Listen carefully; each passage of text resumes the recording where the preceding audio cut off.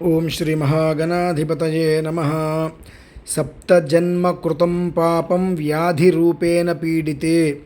జన్మ జన్మలలో ఉండేటువంటి దోషాలన్నీ కూడా మనకు వ్యాధి రూపంలో మనల్ని పీడిస్తూనే ఉంటాయి. ఎంత కష్టపడ్డా ఏదో ఒక వ్యాధి మనల్ని పీడిస్తూనే ఉంటుంది. అటువంటి వాటి నుంచి సమూలంగా మనం బయటపడాలి అంటే దానికి కేవలం ఈశ్వరారాధన మాత్రమే సబబు. ఏది చేసినప్పటికీ కూడా ఈశ్వరారాధనను మించినటువంటిది ఏదీ లేదు. అటువంటి ఈశ్వరారాధన మనందరి జీవితానికి కూడా చాలా ఉత్కృష్టమైనటువంటిది.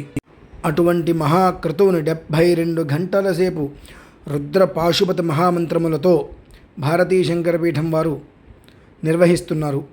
మార్చి 6, 7, 8 తారీఖులలో ఈ అద్భుతమైనటువంటి మహావైదిక క్రతువును నిర్వహిస్తున్నారు. అందరూ కూడా ప్రత్యక్షంగా లేక పరోక్షంగా పాల్గొని ఈశ్వరుని యొక్క అనుగ్రహంతో పరమైశ్వర్యాన్ని అనుగ్రహంగా పొందగలరని కోరుకుంటున్నాను. లోకా సమస్తా సుఖినో భవంతు.